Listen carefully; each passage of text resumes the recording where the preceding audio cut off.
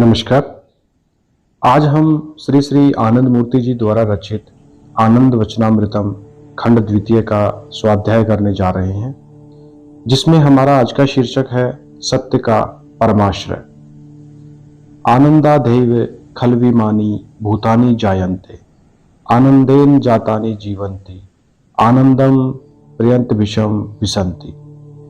प्रत्येक वस्तु, अणु अथवा भूमा जो कुछ भी बनती है या बनाई जाती है, वह सब आनंद घन सत्ता से ही आता है और आनंदेन जातानि जीवंती, अर्थात इस अनंत आनंद की उपस्थिति के कारण प्रत्येक और सभी सृष्ट अस्तित्व संसार में रहना चाहते हैं और आनंदम पर्यंत विषम विशंति, अर्थात अंततः प्रत्येक और सभी अस्तित्व पुनः उसी आनंद घन सत्ता में अथवा आनंद की अवस्थिति में विलीन हो जाते हैं।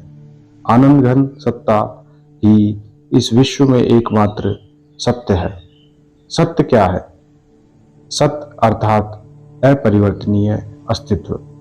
जब यह पूर्णतया प्रतिष्ठित हो जाता है, जब अपरिवर्तनीयता की चरमावस्था में पहुंच जाता है, तब वह सत्य कहा जाता है। अतः मनुष्य को उसी सत्य के पथ पर चलना चाहिए और सत्य को ही अपना एकमात्र लक्ष्य बनाना चाहिए। मात्र यही एक मार्ग है, यही भयमुक्त रास्ता है, जिसमें कोई भय नहीं है, डरने को कुछ नहीं है। यजुर्वेद कहता है, सत्यमेव जयते नानृतम सत्येन पंथा विततो देवयानाः येना क्रमंत्रस्यो यो ह्याप्त कामा यत्र तत् सत्यस्य परमम निधानम। अंततो गत्वा प्रत्येक और सभी संघर्षों में, युद्धों में तथा कार्यों में सत्य की विजय होती ही है। सत्य सफल होकर रहता है। सत्यमेव जयते नानृतम, अर्थात असत्य विजयी नहीं होगा। सत्येन पंथा विततो देवयाना, तुम्हारी भगवत्ता का पथ सत्य के द्वारा प्रशस्त होता है, अर्थात यह सत्य मार्ग को इस प्रकार प्रशस्त कर देता है कि भगवत्ता की प्राप्ति संभव हो जाती है। आप्तवाक्य परम पुरुष का वचन है और प्राप्तवाक्य लौकिक विद्वानों के वचन है, जैसे पुस्तक आदि। जिस व्यष्टि की संपूर्ण इच्छाएं परम पुरुष की सन्निकटता के कारण संतुष्ट हो गई हैं, वे आप्तकाम कहते हैं। यह आप्तकाम ऋषि पूर्व काल में इसी सत्य के मार्ग पर चलते रहे और अंततः सत्य के परमाश्रय के संपर्क में आ गए। यत्र तत् सत्यस्य परमम निधानम, अर्थात वे उस स्थान पर पहुंच गए जो सत्य का अंतिम आश्रय स्थल है। अतः ऋषियों ने कहा, सत्यव्रतम सत्यम परम त्रिसत्यम सत्यस्य योनि निहितम च सत्य सत्यस्य सत्यमृतम सत्यनेत्रम सत्यात्मकम त्वम शरणम प्रपन्ना। उस सत्य स्वरूप परम पुरुष अथवा आनंद घन सत्ता की विशेषताएं क्या है?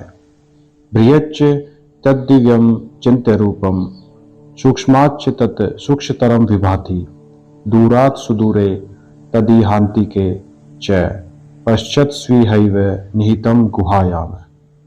बृहच्च तद्दिव्यम चिंत्य रूपम, वह बहुत बड़े हैं, बहुत बहुत बड़े हैं, इतने बड़े कि तुम्हारी दृष्टि शक्ति उनके संपर्क में नहीं आ सकती। तुम्हारी दृष्टि शक्ति सीमित है। इसका क्षेत्र एक विशेष तरंग दीर्घता से दूसरी विशेष तरंग दीर्घता तक ही सीमित है, किंतु वह उससे बड़े हैं। तुम्हारी दृष्टि शक्ति से परे हैं, बल्कि वे अचिंत्य रूपम है, अर्थात वे तुम्हारे अणुसत्ता के स्पंदन से भी परे हैं। अर्थात न तो वे तुम्हारे इंद्रियगम्य हैं और ना ही मन अनुभव्य है। उनकी दिव्य ज्योति तुम्हारी इंद्रियों अथवा तुम्हारे मन के द्वारा नापी नहीं जा सकती है। सूक्ष्माच्च तत् सूक्ष्मतरम विभति, अर्थात वे न केवल बहुत बहुत बड़े हैं बल्कि बहुत बहुत छोटे भी हैं, बहुत सूक्ष्म हैं, इतने छोटे कि तुम्हारी इंद्रियां उनका अनुभव नहीं कर सकती, ना देख सकती हैं, ना छू सकती हैं। यह छोटे हैं किंतु ज्योतित हैं। मैंने तुम सबको देव योनि के विषय में कुछ बताया है। छोटे हैं किंतु ज्योतित हैं। दूरात सुदूरे तदि हांति केच। दूर का अर्थ है लंबी दूरी और सुदूर का अर्थ है बहुत बहुत लंबी दूरी। कभी कभी तुम सोच सकते हो कि तुम्हारी आवाज और तुम्हारी अभिव्यक्ति उन्हें सुनाई या दिखाई न पड़ती हो।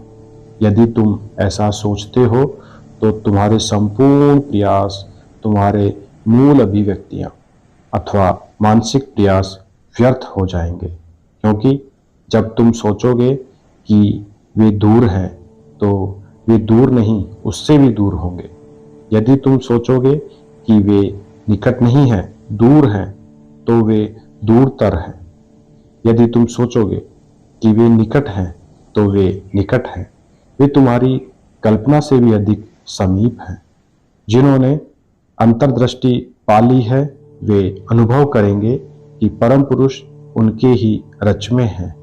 जब वे तुम्हारे अपने मैं भाव में हैं तब उन्हें जानने के लिए, उन्हें पाने के लिए इतस्ततः क्यों भटकते हो। ठीक उसी तरह जैसे कोई राजा संपूर्ण संपत्ति के होते हुए भी द्वार द्वार पर भिक्षाटन करता हो। परम पुरुष को पूर्ण उत्साह के साथ, पूर्ण निष्ठा के साथ और प्रेम के साथ स्वयं अपने में ढूंढो, तब वह ज्योतिर्मय सत्ता तुम्हारे हृदय में अपनी पूर्ण ज्योति के साथ प्रकट हो जाएगी। पटना, 20 सितंबर 1978। धन्यवाद। बाबा नाम केवलम।